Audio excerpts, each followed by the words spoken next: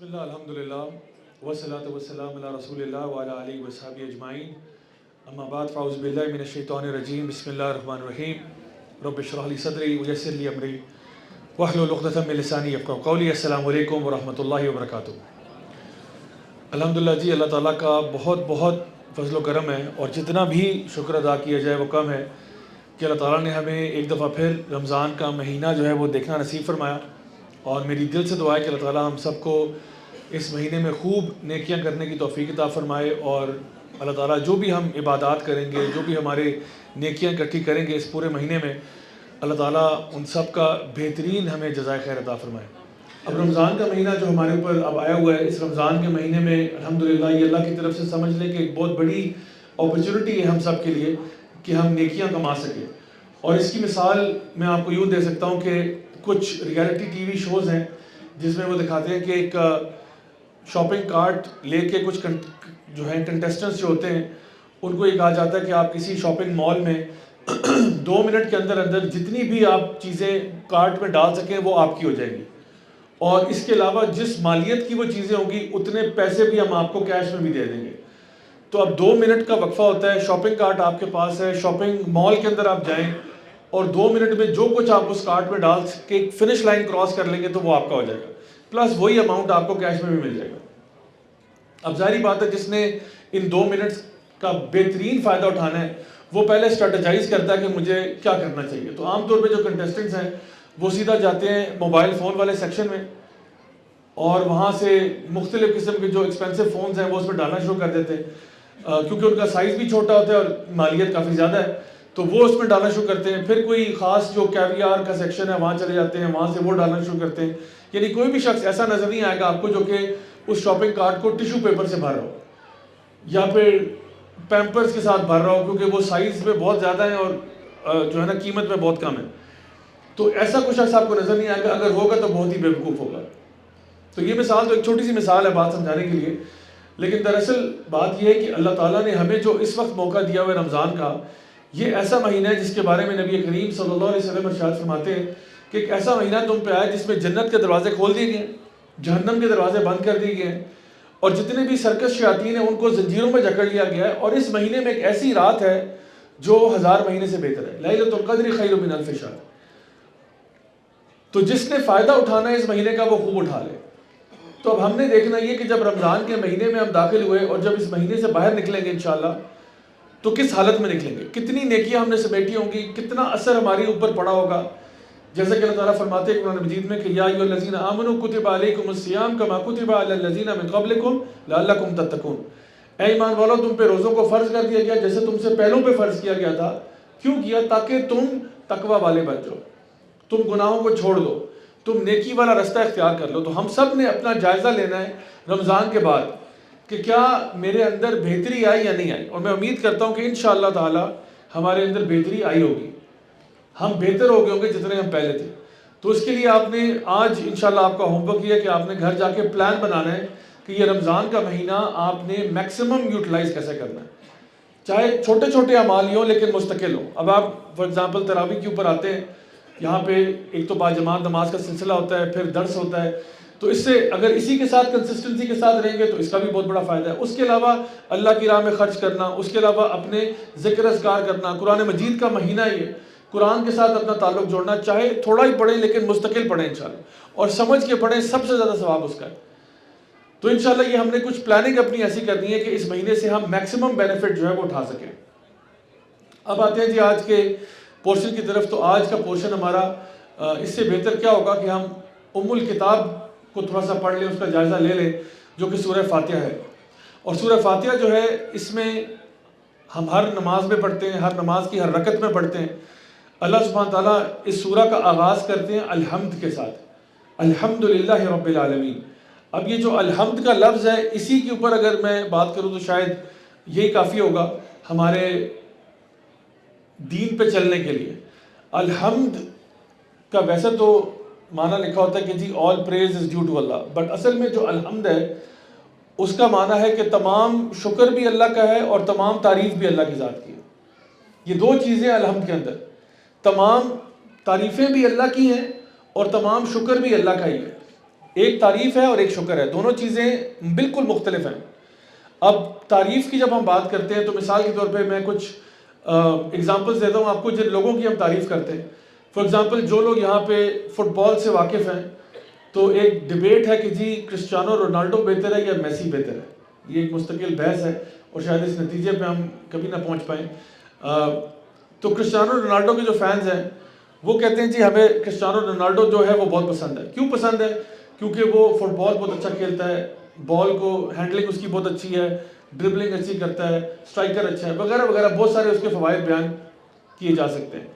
اچھا پھر کچھ لوگ ہیں جو ہو سکتا ہے کسی کی ویلتھ سے امپریس ہوئے ہوں۔ ریسنٹلی آپ نے سنا ہوگا وہ مکیش امبانی کے بیٹے کی شادی ہوئی، کچھ لوگ اس سے بڑے امپریس ہیں کہ بھئی دنیا جہان سے لوگ اکٹھے کر لیے، ایک سرکس بنا لیا اس نے وہاں پہ، اور جو بندہ بھی بل گیٹس بھی وہاں پہ آ رہا ہے، مارک زکربرگ بھی وہاں پہ آ رہا ہے، who's who and what's what, جتنے بھی دنیا کے لوگ ہیں سارے وہاں پہنچے ہوئے اور ایک تماشا لگا ہوا ہے۔ تو کچھ لوگ ہو سکتا ہے مکیش امبانی سے بڑے امپریس ہوں، تقریباً وہ کہتے ہیں جی ریچسٹ مین ان ایشیا ہے، $120 بلین کی اس کی نیٹ ورتھ ہے۔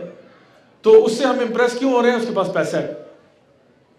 ہو سکتا ہے کوئی شخص کسی گلوکار سے امپریس ہوتا ہو، کچھ لوگ جو ہے وہ بی ٹی ایس بینڈ ہے کورین پاپ، ان سے بڑے امپریس ہیں۔ ایک زمانے میں مائیکل جیکسن کے کانسرٹ سے پہلے لوگ باقاعدہ بیہوش ہو رہے ہوتے تھے، جیسے مائیکل جیکسن سٹیج پہ آتا لوگ بیہوش ہونا شروع، یعنی اتنے بڑے فینز ہیں کہ اپنے ہیرو کو دیکھ کے وہ بیہوش ہو رہے ہیں۔ تو آخر وہ کیوں بیہوش ہو رہے ہیں؟ اس کی آواز اچھی ہے۔ تو یہ تو یعنی مائیکل جیکسن نے آپ کو کوئی فائدہ نہیں پہنچایا کہ اس نے آپ کو پیسے دے دیے ہوں، یا مکیش امبانی نے آپ کو ذاتی طور پہ کوئی 1 بلین کا چیک کاٹ کے دے دیا ہو، یا کرسچیانو رونالڈو نے کوئی آپ کا پرسنلی فائدہ کر دیا ہو، آپ کے قرضے اتار دیے ہوں، کوئی فائدہ نہیں ہوا آپ سے۔ لیکن آپ ان کی تعریف اس لیے کر رہے ہو کیونکہ ان کے اندر ایک یا دو ایسی خصوصیات ہیں جس کی وجہ سے انہوں نے آپ کا کچھ بھی نہ کیا ہو، پھر بھی آپ کہتے ہیں یار یہ بندہ تعریف کے لائق ہے۔ کرسچیانو رونالڈو تعریف کے لائق ہے کیونکہ فٹ بال بڑی اچھی کھیلتا ہے، میرا اس نے کوئی ذاتی فائدہ نہیں کیا، لیکن تعریف کے لائق ہے، یار بہت اچھا پلیئر ہے۔ یا یہاں پہ کرکٹ میں بابر اعظم کو آپ کہیں گے جی بہت زبردست پلیئر ہے اس لیے میں تعریف کرتا ہوں۔ تو اللہ رب العزت جو ہے نا وہ تمام خیر جو کائنات میں پاسبل ہو سکتی ہے وہ ساری اللہ کے اندر ہے۔ اللہ رحمان بھی ہے، رحیم بھی ہے، سب سے خوبصورت بھی اللہ ہے۔ ان اللہ جمیل و یحب الجمال۔ آپ کسی کی تعریف کرتے ہیں وہ بڑا خوبصورت ہے، اللہ سے زیادہ نہیں ہو سکتا۔ آپ کسی کی تعریف کرتے ہیں اس کے پاس مال بہت زیادہ ہے، اللہ سے زیادہ مال نہیں ہے اس کے پاس۔ اللہ تو ذوالجلال والاکرام ہے، زمین و آسمان کے تمام خزانے اور اس کے بیچ میں جو کچھ ہے اور جو کچھ جنت میں وہ سب اللہ کا ہے، اور اللہ کا مال ایسا جو کبھی ختم ہی نہیں ہوتا۔ تو جتنی بھی تعریف کے لائق چیزیں ہو سکتی ہیں وہ سب اللہ میں ہیں، اور اس انتہا پہ جس کا کوئی مقابلہ نہیں ہے۔ لیس کمثلہ شیء، اللہ سے کسی کا مقابلہ ہی نہیں کر سکتے آپ۔ تو صرف اس وجہ سے اللہ نے اگر آپ کا کوئی بھی فائدہ نہ کیا ہو، although اللہ کے فائدوں پہ میں بھی آتا ہوں، اللہ نے آپ کا کوئی بھی فائدہ نہ کیا ہو، اللہ صرف اس لیے عبادت کے لائق ہے کہ جو کوئی اچھی کوالٹی کسی میں ہو سکتی ہے وہ اللہ کی ذات میں ہے، اس لیے اللہ تعریف کے لائق ہے۔ جو خیر کی چیز ہو سکتی ہے وہ اللہ کی ذات میں ہے۔ اور دوسری بہت بڑی وجہ یہ ہے کہ تمام شکر بھی اللہ کا کہ ہم لوگ سر سے لے کے پاؤں تک اللہ کے نعمتوں میں ڈوبے ہوئے ہیں۔ آپ دیکھیں ہم لوگ چھوٹی چھوٹی نعمتیں ہوتی ہیں، ہم اندازہ بھی نہیں لگاتے کہ وہ ہماری لائف میں کتنا بڑا رول پلے کرتی ہے۔ فَبِأَيِّ آلَاءِ رَبِّكُمَا تُكَذِّبَانِ، کون کون سی نعمتوں کو تم جھٹلاؤ گے؟ آپ دیکھیں کسی ایسے بندے سے پوچھیں جس کی قوت بینائی نہ ہو کہ آنکھوں کا ہونا کتنی بڑی نعمت ہے۔ ایک ایسا بندہ جس کے پاس قوت سماعت نہیں ہے، ہیئرنگ نہیں ہے اس کے پاس، اس سے پوچھیں کہ وہ کتنے پیسے دے گا کہ اس کی ہیئرنگ واپس آ جائے۔ ایک بندہ جو انٹینسو کیئر میں بیٹھا ہوا ہے، اس سے پوچھیں کہ صحت کے معنی کیا ہوتے ہیں، صحت کتنی بڑی نعمت ہے۔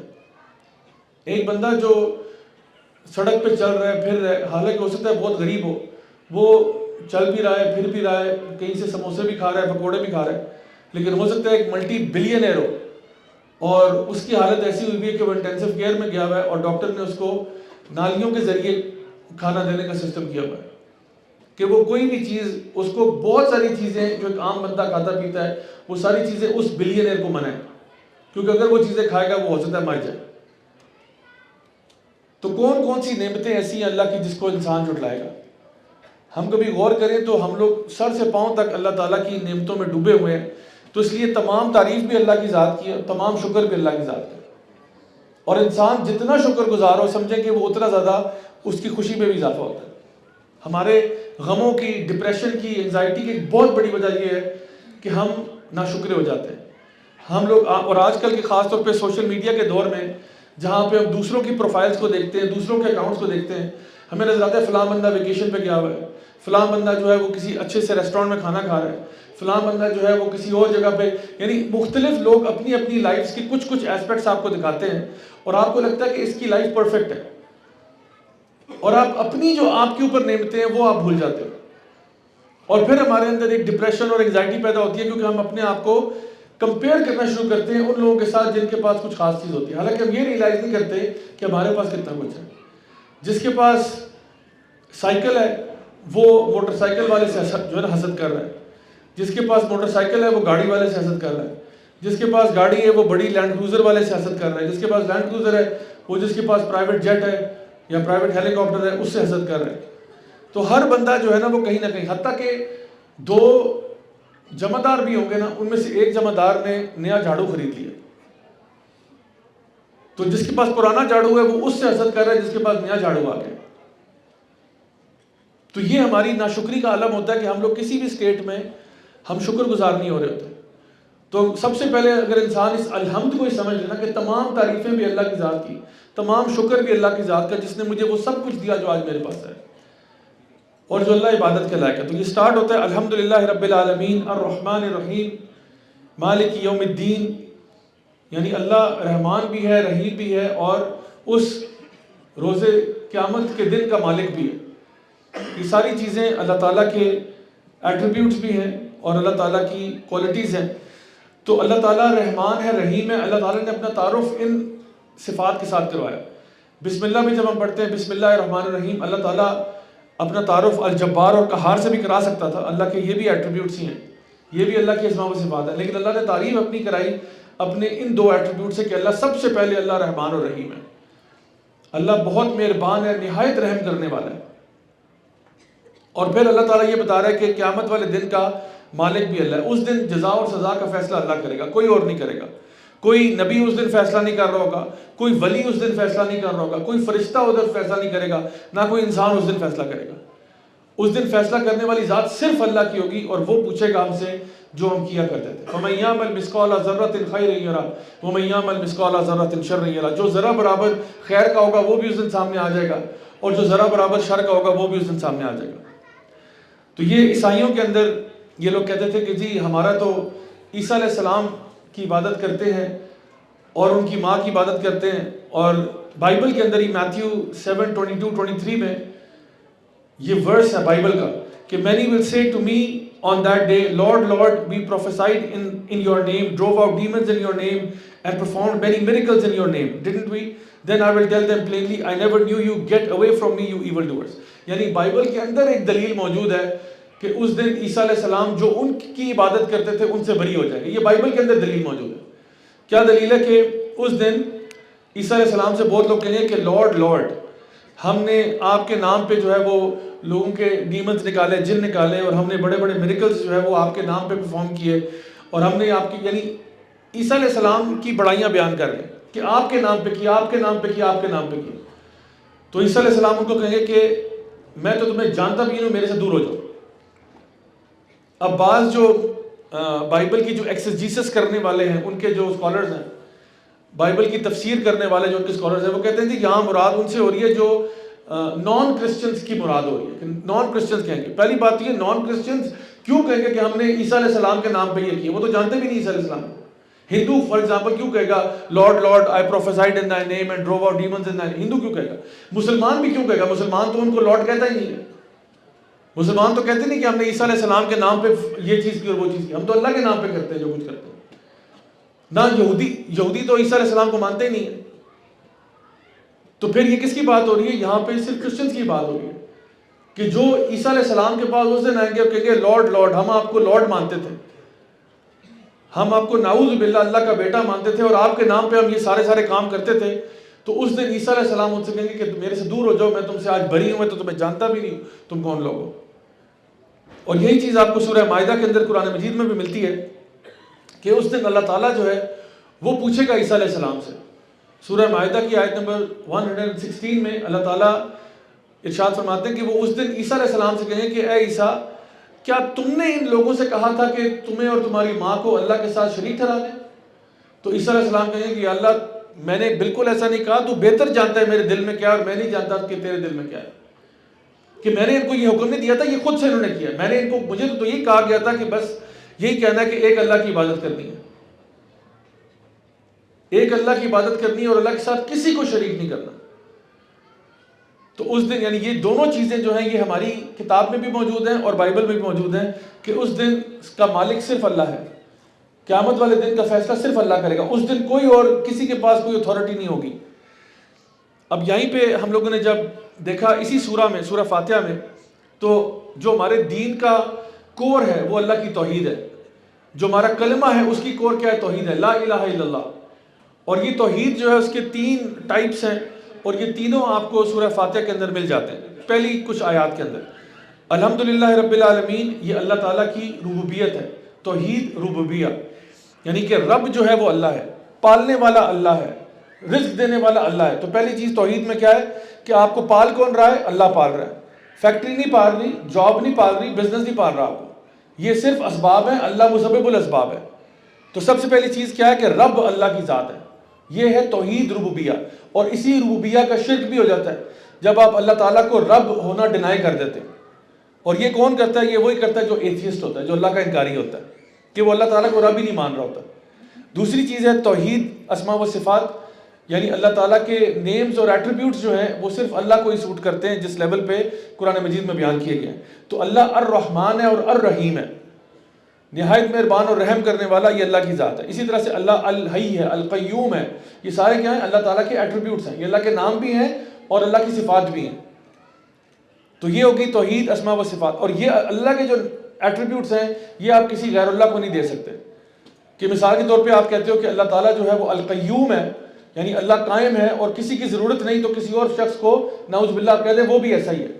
یا اللہ تعالیٰ الحی ہے، ہمیشہ زندہ رہنے والا، لا یموت، موت نہیں آتی اس کو، آپ کہیں نہیں فلاں ہمارے بابا جی ہیں وہ بھی ایسے ہی ہیں، نعوذ باللہ آپ ایسا نہیں کہہ سکتے۔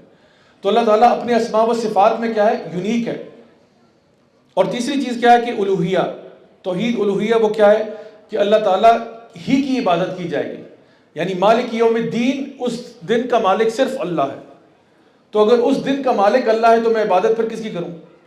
اللہ کی کروں یا کسی اور کی کروں؟ اللہ کی کروں گا۔ اگر مجھے اس دن پیمنٹ چاہیے نا، پیمنٹ چاہیے مجھے، تو پیمنٹ کس سے لوں؟ اللہ سے لوں کسی اور سے لوں؟ اللہ سے لینی پڑے گی۔ اس کی مثال آپ سمجھ لیں کہ ایک بندہ ہے، 2 کمپنیز ہیں، ایک کمپنی اے ہے اور ایک کمپنی بی ہے۔ وہ کمپنی اے کے پاس جاتا ہے اور کہتا ہے کہ جی میں آپ کے ساتھ ڈیل کر رہا ہوں، میں آپ کے ساتھ نوکری کروں گا، آپ مجھے اس کا مہینے کا ₹1,00,000 جو ہے وہ تنخواہ دیں گے۔ وہ کہتے ہیں بالکل ٹھیک ہے، آپ کل سے جاب پہ آ جائیں۔ بجائے کل سے جاب پہ آنے کے وہ کمپنی بی کے پاس چلا جاتا ہے اور یہاں پہ 1 مہینہ پورا کام کرتا ہے، اور اس کے بعد جب مہینہ ختم ہوتا ہے تو کمپنی اے کے پاس واپس آتا ہے، کہتا ہے جی وہ میرا ₹1,00,000 نکالیے گا۔ کمپنی اے والے اس کو ₹1,00,000 دیں گے؟ کیا دیں گے اس کو؟ چھتر دیں گے میرے حساب سے۔ تو اس کی تو ہوگی جناب والا چھتروال کہ 1 مہینے سے تو کام پہ نہیں آ رہا، کمپنی بی کے پاس جا رہا ہے، تنخواہ تو جام دے۔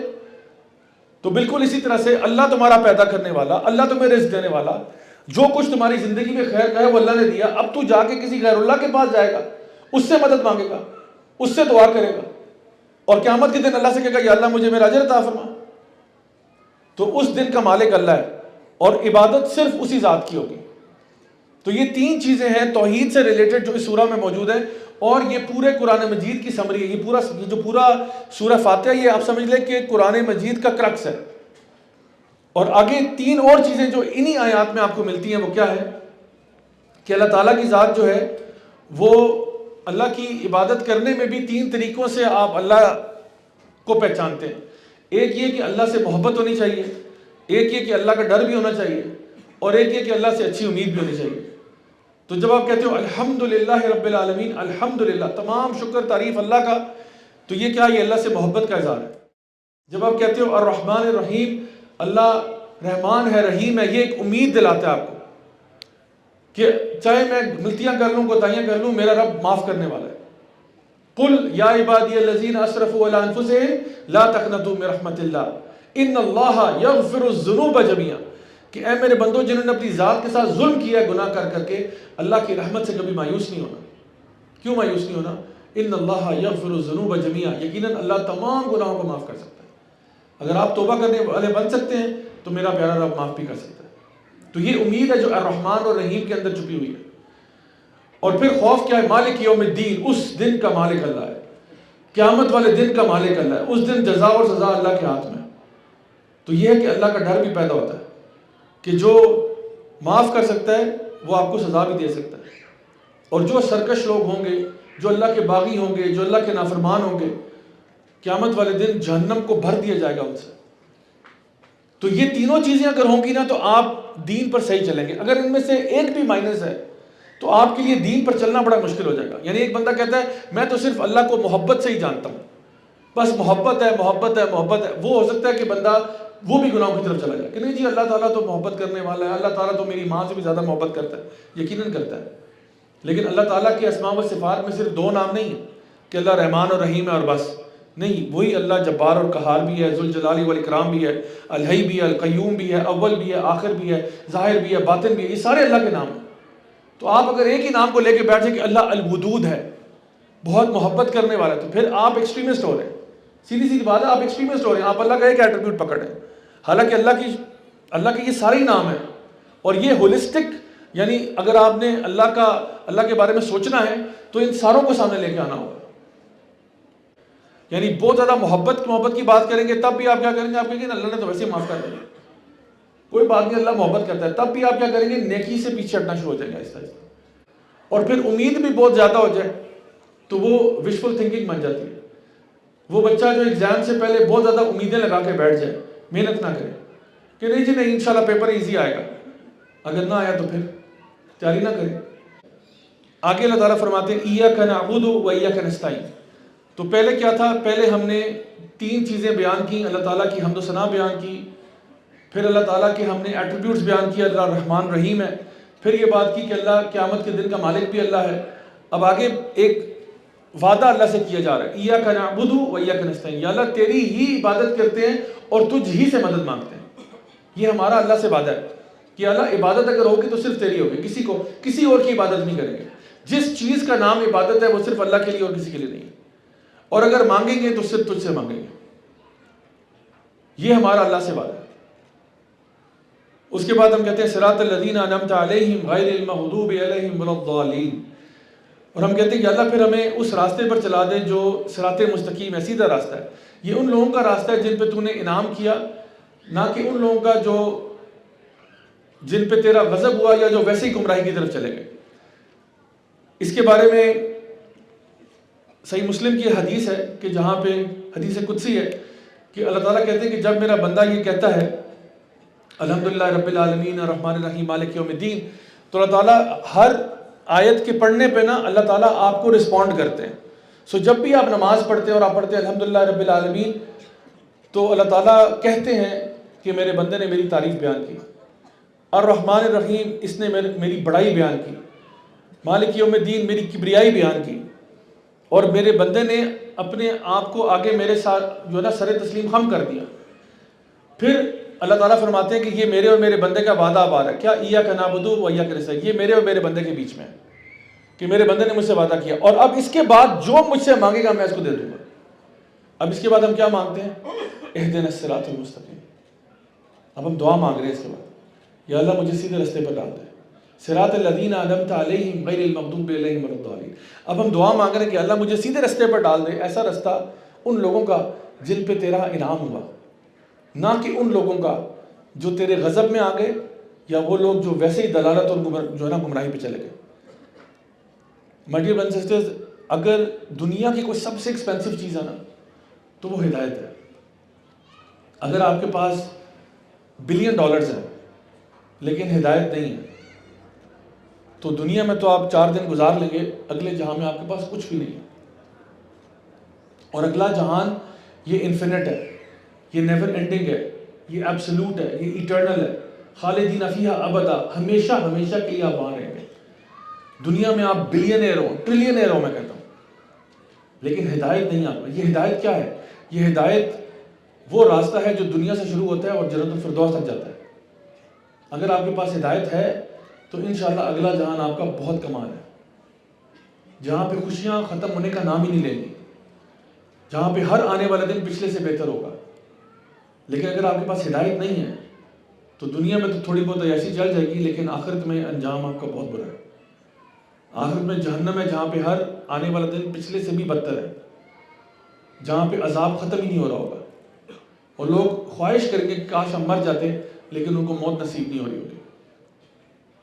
تو اگر ہدایت ہمارے پاس ہے، سب کچھ ہے، اور یہی دعا تو ہم مانگتے ہیں سورہ فاتحہ میں، اہدنا الصراط المستقیم، یا اللہ مجھے سیدھے رستے پر ڈال دے، مجھے اس رستے کی ہدایت دے دے، اور کیسی ہدایت دے دے کہ مجھے ساتھ لے کے چل، اہدنا، مجھے ساتھ اس رستے پر لے کے چل، اہدنا الصراط المستقیم۔ اب یہ چیز کیا ہے؟ اور اللہ تعالیٰ فرماتے ہیں کہ اب جو میرا بندہ مانگے گا میں اس کو دے دوں گا۔ یہ اللہ اور اس کے بندے کا وعدہ تھا، ایاک نعبد و ایاک نستعین، اور آگے جو آپ مانگیں گے آپ کو مل جائے گا۔ تو اس لیے ہدایت کی دعا کرنا یہ بہت بڑی چیز ہے، بلکہ سب سے بڑی چیز ہے جو انسان مانگ سکتا ہے۔ اب اس کی ایک ڈائیگرامیٹک ریپرزنٹیشن جو ہے وہ آپ یوں سمجھ لیں، یہ ڈاکٹر اسرار رحیم اللہ نے اپنی تفسیر کے سیشن میں بیان کیا تھا، پھر میں نے اس کو ریکریٹ کیا کہ ایک ترازو ہے جس کے دو پلڑے ہیں، ایک طرف الحمدللہ رب العالمین الرحمن الرحیم مالک یوم الدین ہے، اور دوسرے پلڑے میں کیا ہے؟ اہدنا الصراط المستقیم صراط الذین انعمت علیہم غیر المغضوب علیہم ولا الضالین۔ اور بیچ میں اس ترازو کو پکڑنے والی چیز جو ہے نا وہ کانٹریکٹ ہے، ایاک نعبد و ایاک نستعین۔ یعنی یہ آپ سمجھ لیں سورہ فاتحہ جو ہے نا یہ ہمارا بیلنس ہے، کہ ایک طرف ہم جو ہے وہ اللہ تعالیٰ کی حمد و ثنا بیان کر رہے ہیں، دوسری طرف اللہ تعالیٰ کا خاص فیور ہمارے پاس آ رہا ہے، اللہ ہدایت دے رہا ہے، اور بیچ میں ہمارا کانٹریکٹ ہے۔ ہدایت کب ملے گی؟ جب آپ ایاک نعبد و ایاک نستعین کے اوپر چلیں گے، ہدایت تب ملے گی جب آپ اس وعدے کو پورا کریں گے کہ اللہ صرف تیری عبادت کریں گے، کسی اور کے آگے جھکنے کا ہمارا پلان ہی نہیں ہے۔ اور دوسری چیز اگر مانگیں گے مدد تو صرف تجھ سے مانگیں گے، مختلف جو ہے نا دروازوں پہ جانا، مختلف لوگوں کے پاس جانا، یہ ہمارا یہ عبادت نہیں ہے، یہ مانگنے کا طریقہ نہیں ہے، مانگیں صرف اللہ کی ذات سے۔ تو اپنی توحید کو پکا کرنا یہ سمجھ لیں کہ سورہ فاتحہ کا کور ہے، کہ اپنی توحید کو صحیح کر لیں۔ تو اس میں جس میں انسان اب جب اللہ سے دعا کرتا ہے تو وہ کہتا ہے کہ مجھے ہدایت چاہیے، اور دو قسم کے گروہ سے پناہ مانگیں گے کہ اس طرح کا گروہ نہیں بننا۔ یہ مغضوب علیہم اور ضالین کون ہیں؟ نبی کریم صلی اللہ علیہ وسلم نے صحابہ کو بتایا کہ یہ یہود و نصارہ ہیں، یعنی یہود جو ہیں یہ وہ ہیں جن کے اوپر اللہ کا غضب آیا، اور نصارہ وہ ہیں جو دلالت اور گمراہی کی طرف چلے گئے۔ یہود کے اوپر اللہ کا غضب کیوں آیا؟ کیونکہ وہ آدھی بک کو فالو کرتے تھے، آدھی بک کو فالو نہیں کرتے تھے۔ نصارہ کے اوپر دلالت اور گمراہی کیوں آئی؟ کیونکہ انہوں نے بک کے اندر اضافے کرنا شروع کر دیے۔ ہمارے یہاں یہ دونوں چیزیں آج پائی جاتی ہیں۔ کچھ لوگ ایسے ہیں جو اسلام کے کچھ احکامات تو مانتے ہیں لیکن کچھ احکامات ان کو بہت چبھتے ہیں، اور وہ ان سے کنارہ کشی کرتے ہیں اور منہ پھیر لیتے ہیں۔ یہ یہودیوں کا سٹائل ہوا کرتا تھا، یہ یہودیوں کی عادت ہوا کرتی تھی، تو ہم تو یہودی کی طرح نہیں بننا چاہتے۔ اور عیسائیوں کا معاملہ کیا تھا کہ وہ دین میں اضافہ کرتے تھے، بدعات ڈالنا شروع کر دیتے تھے۔ اب ایک چھوٹی سی مثال آپ کو بتاتا ہوں، کرسمس منائی جاتی ہے پورے کرسچن ورلڈ میں، اب تو مسلم ورلڈ میں بھی آ گئی ہے، اللہ معاف کرے یہاں پہ بھی لوگ کرتے ہیں۔ کرسمس کا وجود پورے بائبل میں کہیں نہیں ہے، عیسیٰ علیہ السلام کی ڈیٹ آف برتھ پورے بائبل میں کہیں نہیں ہے کہ وہ 25 دسمبر ہے، بلکہ ان کے جو مورخین ہیں وہ کہتے ہیں کہ عیسیٰ علیہ السلام کی پیدائش کہیں نہ کہیں جولائی اگست میں ہوئی ہوئی ہے۔ اور اسلامکلی بھی ہمارا ذہن اسی طرف جاتا ہے کہ وہ کسی سمر منتھ میں پیدا ہوئے تھے، ناٹ ان ونٹر۔ تو انہوں نے کہاں سے یہ چیز نکالی؟ اب وہ ہر سال منائی جاتی ہے، اور اس میں عیسیٰ علیہ السلام یعنی کرسمس ڈے پہ عیسیٰ علیہ السلام پیچھے رہ گئے اور سینٹا کلوز آگے آ گئے۔ ہو از سینٹا کلوز؟ یہ سینٹا کلوز کہاں سے آیا؟ یہ کون سا کیریکٹر ہے؟ واللہ عالم۔ اور میں آپ کو بتاؤں کہ 1860s تک غالباً امریکہ کے اندر کرسمس منانا بینڈ تھا فرام دا چرچ۔ جو امریکن چرچ تھا اس نے لا پاس کیا ہوا تھا کہ کرسمس منانا جو ہے یہ ایک انتہائی یعنی کفریہ اور شرکیہ حرکت ہے اور ہم نہیں کریں گے، لیکن بہرحال اب وہ مین اسٹریم ہو چکی ہے۔ تو ان کی عادت ہے یہ خود اپنی چیزوں کو بدلتے، اضافہ کرتے، ایڈ کرتے، اور دین کا جو اصل روح تھی اس سے چینج ہو کے اب دین کچھ سے کیا بن چکا ہے۔ تو ہمارے یہاں پہ بھی ایسا ہی ہے کہ کچھ ایسی بدعات ہیں، کچھ ایسی چیزیں جو دین میں ڈالے جا رہے ہیں، لوگ ڈالے جا رہے ہیں جن کا کوئی سر پیر نہیں ہے۔ اکثر اوقات آپ لوگوں کو اس کے اوپر واٹس ایپ وغیرہ پہ میسج آتے ہوں گے کہ جی فلاں چیز اتنی دفعہ پڑھنی ہے آپ نے، فلاں دن کو فلاں کام کرنا ہے، کوئی آگے ریفرنس نہیں ہوتا کہ کوئی حدیث ہے، قرآن کو آگے کچھ بھی نہیں، اور بس اپنی طرف سے لوگ کرتے ہیں۔ اور نیچے آگے نا وارننگ بھی دی ہوتی ہے، وارننگ یہ دی ہوتی ہے کہ اس کو زیادہ سے زیادہ پھیلائیں، اس سے آپ کو یہ فائدہ ہوگا، اور پھر آگے لکھا ہوتا ہے شیطان ضرور آپ کو میسج فارورڈ کرنے سے روکے گا۔ یہ ایک شیطان ہی تھا جس نے یہ میسج کو جنریٹ کیا تھا، یقین کریں۔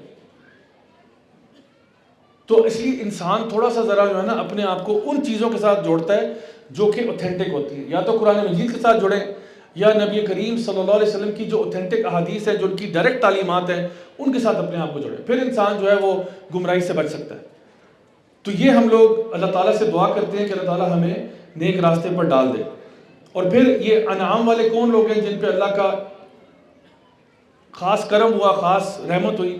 تو اس کا سورہ نساء کی آیت نمبر 69 میں اللہ سبحانہ وتعالیٰ ارشاد فرماتے ہیں، یہ سمجھ لیں کہ صراط الذین انعمت علیہم کی تشریح کی جا رہی ہے۔ وہ کون لوگ ہیں؟ یہ ہے من نبیین و صدیقین و شہداء و صالحین، یعنی انبیاء، صدیقین، شہداء، صالحین جو ہیں یہ ہیں وہ لوگ جن پہ اللہ کا خاص کرم ہوا۔ تو ہم اللہ سے دعا کیا کرتے ہیں کہ اللہ ہمیں ان کی طرح بنا دے، ہمیں انبیاء جیسا، صدیقین جیسا، شہداء جیسا، صالحین جیسا بنا دے، ان کی طرح نہیں جو یہود کی طرح گمراہی کی طرف گئے، یہود کی طرح تیرا غضب آیا ان پہ، یا عیسائیوں کی طرح بہت زیادہ دلالت کی راہ پر نکل گئے، اس طرح ہم نہیں بننا چاہتے۔ تو یہ ہے جی ہمارا خلاصہ سورہ فاتحہ کا۔ ہمارا انشاءاللہ اس سیکشن میں جو ہم کیا کریں گے، ایک خاص سیگمنٹ ہوا کرے گا دعا آف دا ڈے کا۔ تو آج کی دعا آف دا ڈے میں آپ کے سامنے مینشن کر رہا ہوں، اور یہ رینڈملی سلیکٹڈ دعائیں ہیں، لیکن وہ ہیں کہ انشاءاللہ ہم کوشش کریں کہ اس رمضان میں کچھ دعائیں، چھوٹی چھوٹی دعائیں میں آپ کے سامنے ذکر کروں گا کہ ہم ان کو یاد کر لیں اور ان کو اپنی نمازوں میں بھی ہم استعمال کر سکتے ہیں، چاہے آپ سجدے کی حالت میں ان کو پڑھ لیں، یا آپ جب تشہد میں بیٹھے ہوتے تب پڑھیں، یا ویسے چلتے پھرتے انسان یہ دعائیں کرے۔ تو ایک چیز جو ہمارے اندر امپرومنٹ رمضان میں آ سکتی ہے وہ یہ کہ رمضان کے مہینے میں جب ہم داخل ہوئے تھے تو ہمیں کچھ دعائیں آتی تھیں، اور رمضان کا مہینہ جب ختم ہو رہا ہے تو ہم نے کئی نئی دعائیں سیکھ لی ہیں، یاد کر لی ہیں۔ تو اس میں سے یہ دعا جو ہے یہ سورہ کہف میں سے ہے، ربنا آتنا من لدنک رحمہ وہیئ لنا من امرنا رشدا، کہ ہم کہتے ہیں کہ ربنا آتنا من لدنک رحمہ، کہ اے اللہ ہمیں اپنی طرف سے خاص رحمت عطا فرما، وہیئ لنا من امرنا رشدا، اور ہمارا جو معاملہ ہے اس کو ہمارے لیے سیدھا کر دے، ہمارے کام ہمارے لیے سیدھی کر دے، ہمارے کام ہمارے لیے سیدھی کر دے۔ تو یہ ہم اللہ سے دعا مانگ رہے ہیں، اور یہ اصحاب کہف نے دعا مانگی تھی، اور یہاں پہ کہہ رہے ہیں ربنا آتنا من لدنک رحمہ، کہ اللہ ہمیں اپنی طرف سے خاص رحمت عطا فرما۔ یعنی ایک ہوتا ہے نا کہ اللہ میرے پر رحمت نہیں، اپنی خاص جو رحمت ہے نا وہ چاہیے مجھے۔ ویسے تو تیری رحمتیں بہت ساری ہیں، لیکن جو تیری سب سے خاص والی رحمت ہے نا میں وہ مانگ رہا ہوں تیرے سے۔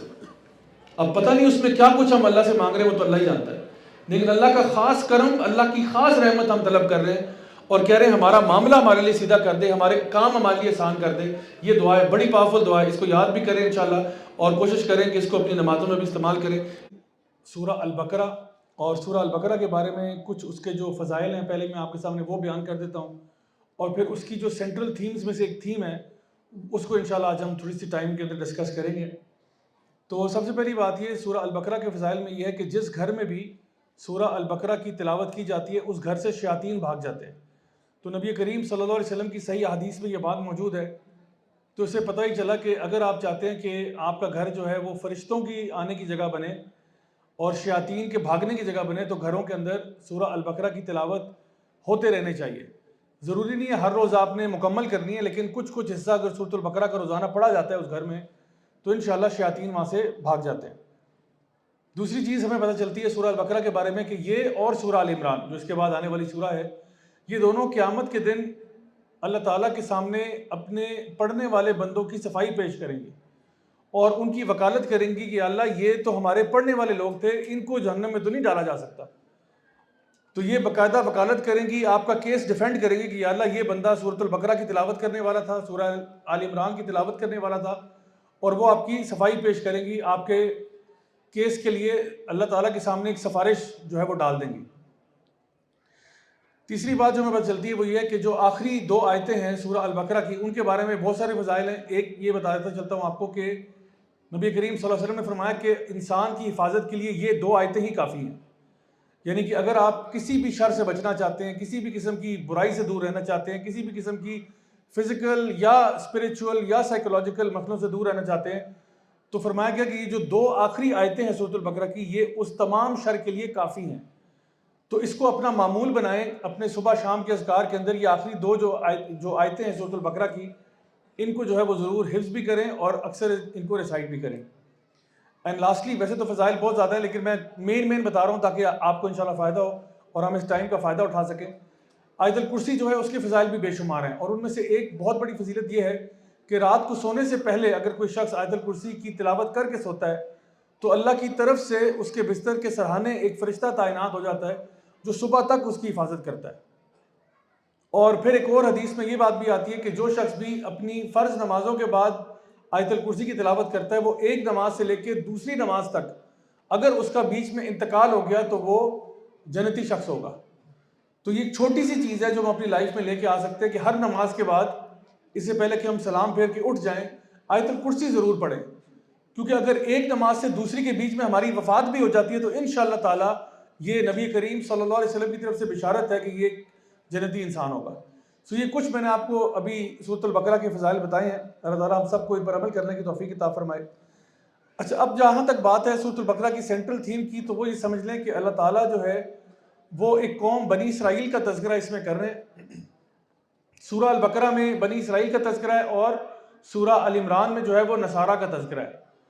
تو جو ہم لوگوں نے ابھی سورہ فاتحہ میں کل ہم لوگوں نے پڑھا تھا غیر المغضوب علیہم ولا الضالین، تو اس کی تفسیر جو ہے بعض علماء بیان کرتے ہیں کہ مغضوب علیہم کی جو تفسیر ہے وہ سورہ البقرہ ہے اور ضالین کی تفسیر جو ہے وہ سورہ ال عمران ہے، کہ آخر وہ جو مغضوب علیہم وہ کیسے اللہ کا غضب آیا ان کے اوپر۔ اچھے بھلے لوگ ہوتے تھے، اللہ تعالیٰ فرماتے ہیں کہ ہم نے ان پر فضیلت عطا فرمائی، ان پہ بڑا فضل و کرم کیا، لیکن پھر اللہ کا غضب کیسے ان پہ آ گیا۔ تو اللہ تعالیٰ جو ہے وہ جو یہ چوزن پیپل تھے بنی اسرائیل کے، ان کو فائر کیا جا رہا ہے اور ان کے بجائے ایک نئی قوم کو لایا جا رہا ہے جو کہ مسلمان ہیں۔ ویسے تو بنی اسرائیل بھی مسلمان ہی تھے، وہ اور بات ہے کہ انہوں نے اپنے دین کو مروڑ توڑ کے اتنا کوئی دور لے گئے کہ وہ یہود کہلانے لگے۔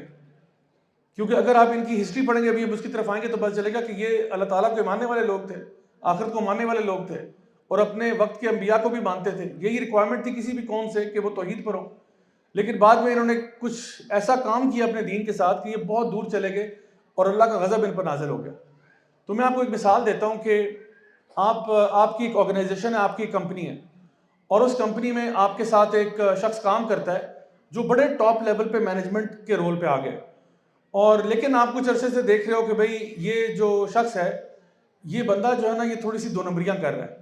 تو آپ کیا کرتے ہو، آپ ایک اور شخص کو لے آتے ہو جو کہ اب نیا مینیجر ہے، اور اس کو آپ کہتے ہو کہ آپ کی ہوگی چھٹی، اب آپ یہاں سے نکل جائیں، اور جو نیا مینیجر ہے اس کو آپ بتاتے ہو کہ دیکھو پچھلا والا جو تھا نا اس کو میں نے ان وجوہات پہ فائر کیا تھا۔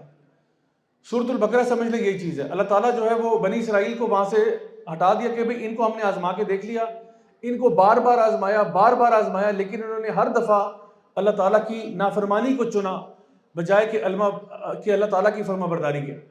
اور پھر اب مسلمانوں کو کہا جا رہا ہے کہ اب برائے مہربانی تم کہیں ایسی حرکتیں نہ کرنا جو بنی اسرائیل نے کی تھی۔ تو یہ اب سورہ جو ہے یہ ہمارے لیے ایک انٹروسپیکشن کا ذریعہ ہے، ہم اپنے بارے میں غور کریں، اپنے گریبان میں جھانکیں کہ کیا جو گناہ بنی اسرائیل سے ہوتے تھے کیا ہم تو اس کے مرتکب نہیں ہیں۔ تو اصل میں یہ سورہ انالیسس ہے، مسلمان اپنا ذرا جائزہ لیں کہ ہم کتنے پانی میں ہیں۔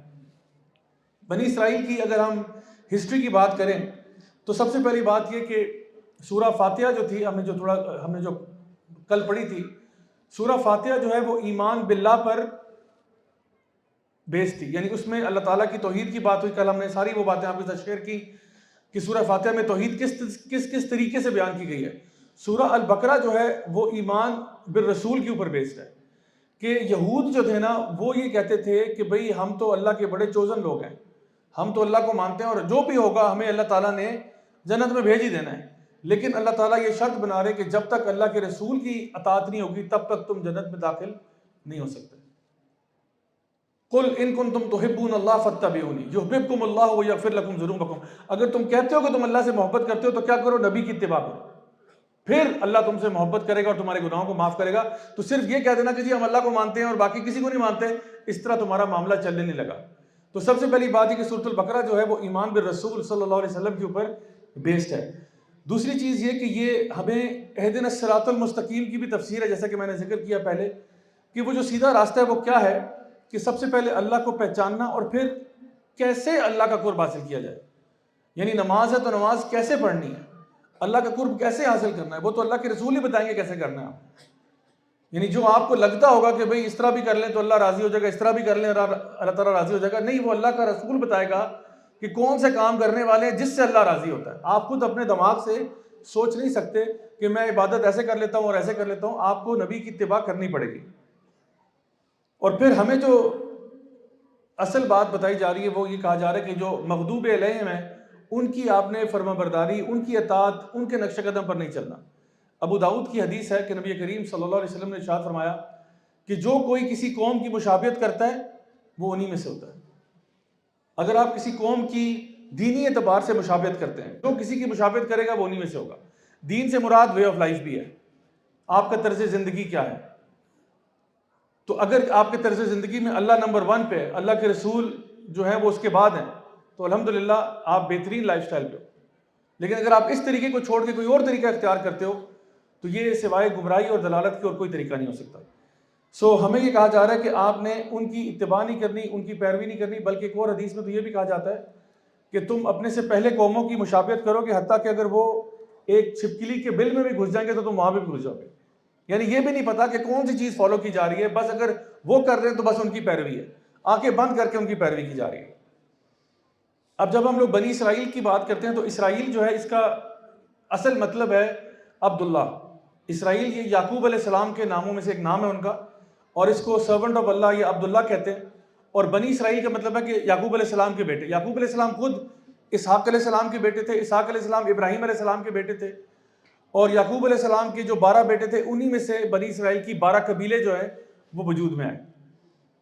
اور پھر اللہ تعالیٰ قرآن مجید میں اسی سورہ البقرہ میں فرماتے ہیں کہ یا بنی اسرائیل اذکروا نعمتی التی انعمت علیکم وانی فضلتکم علی العالمین، کہ اے بنی اسرائیل یاد کرو اللہ تعالیٰ کی نعمتیں جو اللہ تعالیٰ نے تم پر نچھاور کی، اور اللہ نے تمہیں تمام جہان پر فضیلت عطا فرمائی.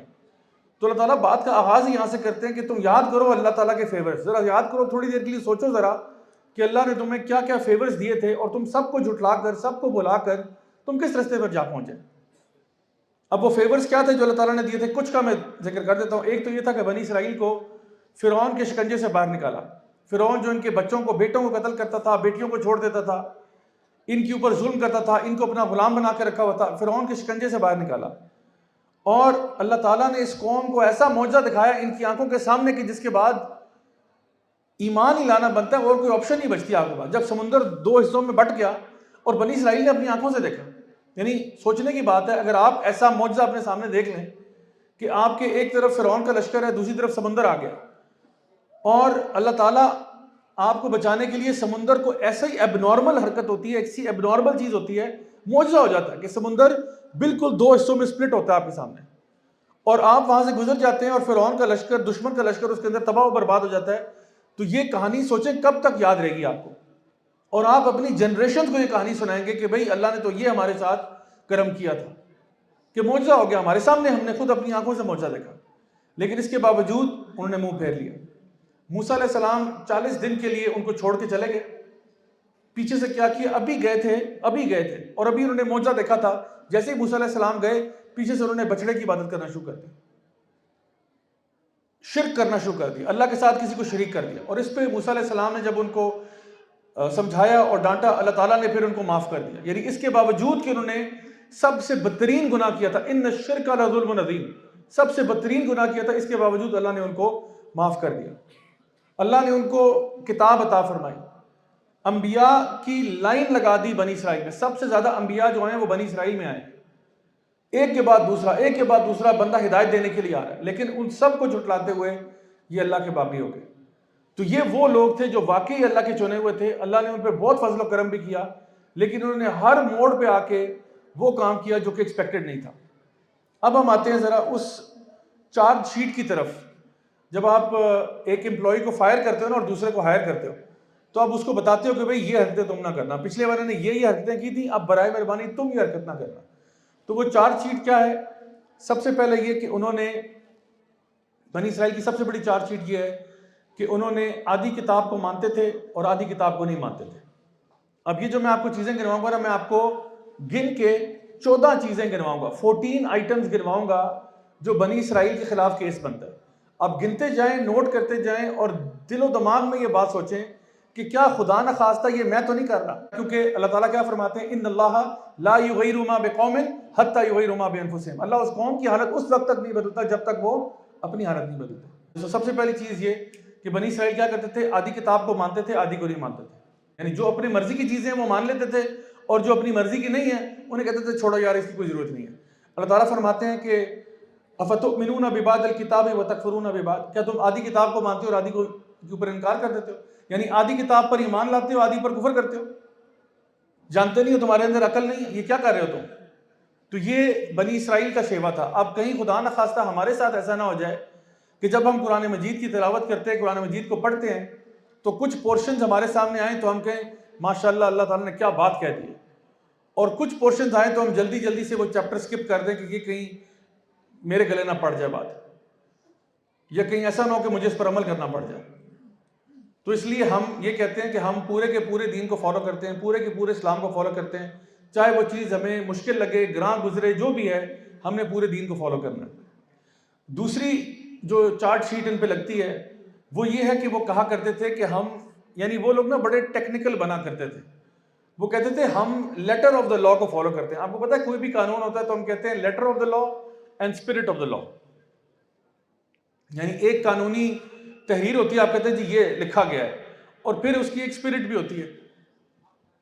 تو یہود و نصارہ کا ایک فرق بہت بڑا یہ بھی ہے کہ یہود کہتے تھے کہ ہم یار ٹیکنیکلی تو کوئی غلط کام نہیں کر رہے، دیکھو ٹیکنیکلی ہم نے غلط کچھ نہیں کیا، لیکن جو اسپرٹ تھی اس کو بھول جاتے تھے۔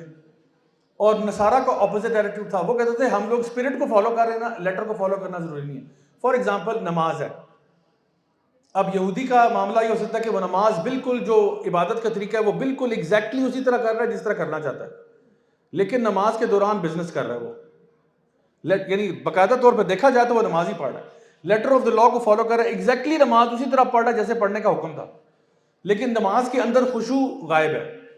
اچھا دوسری طرف جو عیسائی تھے وہ کیا کرتے تھے، وہ کہتے تھے خشوع بڑا ہے، لیکن نماز پڑھنے کا طریقہ بھی مجھے لیٹر فالو کرنے کی ضرورت نہیں ہے، میں کبھی کبھار ایسے بیٹھ کے اور اس طرح کر کے بھی نماز پڑھ لیتا ہوں، میں سوچتا ہوں، تدبر کرتا ہوں، اور یہی میری نماز ہوتی ہے، کیونکہ دیکھو خشوع تو بڑا تھا، میں اس طرح کر کے بیٹھا ہوا تھا، جب میں سائڈ پہ پہاڑ پہ لیٹا ہوا تھا، آسمان کو دیکھ رہا تھا، اور سبحان اللہ اسی طرح میری نماز ہوگی۔ تو برائے مہربانی طریقہ وہی ہوگا جو نبی کریم صلی اللہ علیہ وسلم کا طریقہ ہے، اس میں آپ نے قیام بھی کرنا ہے، رکوع بھی کرنا ہے، سجود بھی کرنا ہے، یہ سب کچھ موجود ہوگا اس میں۔ تو لیٹر اینڈ اسپرٹ دونوں کو فالو کرنا ہے۔ تو جب اللہ تعالیٰ نے یہود کو حکم دیا کہ جی جو ہفتے کا دن ہے اس میں آپ نے شکار نہیں کرنا، مچھلی نہیں پکڑنی آپ نے، کیونکہ اللہ تعالیٰ چاہتے تھے کہ آپ عبادت کریں، اپنے آپ کو وقف کر دو، ہمارے لیے جمعے کا دن ہے، جمعے کی نماز ہے، بلکہ پورا دن نہیں ہے، جمعے کی نماز کے بعد ہمیں کہا گیا جاؤ اللہ کا رزق تلاش کرو۔ تو ان کو کہا گیا تھا کیونکہ یہ اپنی لالچ میں، اپنی دنیا داری میں بہت زیادہ ملوث ہو گئے، ان کو کہا گیا ہفتے کا دن تم نے سوائے اللہ کی عبادت کی اور کچھ نہیں کرنا۔ اب ان کے لیے آزمائش کیا ڈال دی اللہ تعالیٰ نے کہ مچھلیاں ساری کی ساری ہفتے والے دن آتی تھی، جو مچھلیاں انہوں نے پکڑنی ہوتی تھی، عام دنوں میں نارمل مچھلیاں آ رہی ہیں، ہفتے والے دن جو ہے وہ رش لگا ہوا ہے۔ اب ان کو نظر آ رہا ہے کہ جی مچھلیاں بھی آ گئی ہیں، انہوں نے کیا کیا، انہوں نے کہا ایسا کرتے ہیں ہم سیٹرڈے والے دن، ہفتے والے دن فشنگ نہیں کریں گے، جمعے کی رات کو نیٹس لگا دیں گے، جمعے کی رات کو نیٹس لگا لیں گے، اور اتوار والے دن صبح صبح نیٹس باہر نکال لیں گے۔ تو ٹیکنیکلی ہم نے سیٹرڈے کو فشنگ نہیں کی، کیونکہ جمعے کی رات کو ہم نے نیٹ لگائے تھے، اور ہفتے کی یعنی جو ہے اتوار کی صبح نکال لیے، اور اتوار کی صبح نکالے تو مچھلیوں سے بھرے ہوئے تھے۔ تو ٹیکنیکلی ہم نے فشنگ تو نہیں کی نا، ٹیکنیکلی تو فشنگ نہیں کی، بات تو آپ مانیں گے نا ٹیکنیکلی، لیکن وہ کہتے تھے اصل میں جب وہ اپنی عبادت بھی کرتے تھے نا، دماغ ان کا کدھر ہوتا تھا، مچھلیوں کی طرف، کہ اب تک 100 تو ہو گئی ہوں گی، 200 بھی ہو گئی ہوں گی، 300 ہو گئی ہوں گی، آج تو یار بڑی لاٹری نکل رہی ہے، مچھلیاں ہی مچھلیاں ہیں۔ تو وہ عبادت کر رہے ہیں لیکن وہ یعنی اللہ کو ڈاج کرنا چاہتے ہیں۔ وَمَكَرُوا وَمَكَرَ اللَّهُ وَاللَّهُ خَيْرُ الْمَاكِرِينَ، وہ بھی پلان کرتے ہیں اور اللہ بھی پلان کرتے ہیں، اور اللہ بہترین پلان کرنے والا ہے۔ تو وہ چاہتے تھے کہ ہم اللہ کو ڈاج کر لیں، ایسے ٹیکنیکلٹیز کریٹ کرتے ہیں کہ پتہ ہی نہ چلے۔ تو آج بھی اگر کوئی بندہ ہیلے بہانے ڈھونڈتا ہے دین کو سالو کرنے میں کہ نہیں میں یوں کر کے اس کو ایسے کر لیتا ہوں، تو پھر اللہ تعالیٰ کو تو پتہ ہے آپ ایسا کیوں کر رہے ہیں۔ یہ جو ہیلا حجت بہانہ آپ نے ڈھونڈا ہوا ہے، یہ کس طرح سے آپ جو ہے مینیپولیٹ کر رہے ہیں۔ اور ہم لوگ اکثر اپنی زندگی میں اس قسم کے بہانے اپنے آپ کو تسلیاں دینے کے لیے سنا دیتے ہیں کہ نہیں ٹیکنیکلی تو میں نے جھوٹ نہیں بولا تھا، اگر دیکھا جائے تو ٹیکنیکلی، لیکن آپ کو پتہ ہے سیدھا سیدھا جھوٹ تھا وہ، یا آپ نے ایک بندے کو مس انفارمیشن دی ہے، اس کے ساتھ آپ نے فراڈ کیا، لیکن اتنے پیار سے کیا کہ آپ کو لگتا ہے کہ میں نے فراڈ ہی نہیں کیا، لیکن در حقیقت فراڈ تھا۔ آپ اپنی گاڑی بیچنے لگے تھے، آپ نے اس کے گاڑی آپ کی 3 دفعہ ایکسیڈنٹ ہو چکی ہے، اس نے کہا گاڑی آپ کی ماشاءاللہ بڑی اچھی کنڈیشن ہے، آپ نے کہا الحمدللہ، آپ نے کہا ٹیکنیکلی اس نے پوچھا ہی نہیں، میں نے بتایا نہیں، اگر وہ پوچھتا تو میں اس کو بتا دیتا، لیکن اس نے پوچھا ہی نہیں، میں نے اس کو بتایا نہیں کہ گاڑی ایکسیڈنٹ ہوئی ہے 3 دفعہ، اور اس کی چیسی جو ہے وہ پوری اڑی ہوئی ہے، میں نے تو بتایا نہیں اس کو، اور بیچی اس کو فل پرائز پہ، یہ کہہ کے کہ جی بالکل اسلام آباد میں چلی ہے، وہ بتانا بھول گیا کہ اسلام آباد میں ہی 3 دفعہ ٹھک چکی ہے۔ تو بات یہ کہ ہم کبھی کبھار نا ٹیکنیکلٹیز کے پیچھے چھپتے ہیں، یہ خصوصیت کس کی ہے؟ یہ بنی اسرائیل کی خصوصیت ہے۔ تو یاد رکھیں یہ چیز، اس سے بھی بچنا ہے کہ ہمیشہ وہ لیٹر آف دا لا کو فالو کریں، اسپرٹ کو بھول جائیں۔ تیسری چیز، وہ اللہ کے ساتھ گستاخی کرتے تھے، دے ور بلاسفیمنگ اگینسٹ اللہ۔ کس طرح؟ وہ کہتے تھے کہ بھئی اللہ تعالیٰ نے ہمیں صدقہ خیرات کا کیوں کہا ہے؟ نعوذ باللہ ثم نعوذ باللہ، اللہ تعالیٰ خود کنجوس ہے؟ نعوذ باللہ ایسی باتیں کرتے تھے کہ اللہ نے ہمیں صدقہ خیرات کا کیوں بولا ہے؟ اللہ تعالیٰ خود کیوں نہیں دے دیتا؟ تو یہ کیا کرتے تھے؟ اللہ کے ساتھ گستاخی کرتے تھے۔ چوتھی چیز کیا تھی کہ جب موسیٰ علیہ السلام نے ان کو حکم دیا نا کہ اب وہ سٹی آف جیریکو وہاں پہ انٹر کر رہے تھے، تو موسیٰ علیہ السلام نے کہا چلو ہمیں جہاد کا حکم آ گیا۔ تو انہوں نے کہا ایسا کریں، ہم یہاں بیٹھتے ہیں، آپ اور آپ کا اللہ جو ہے جا کے لڑیں، ہم یہاں بیٹھتے ہیں، آپ جا کے نہ لڑ کے آ جائیں، ہم یہاں دیکھ رہے ہیں۔ یعنی کہ جب وقت قیام آیا نا تو اس ٹائم پہ پیچھے ہٹ گئی ہے۔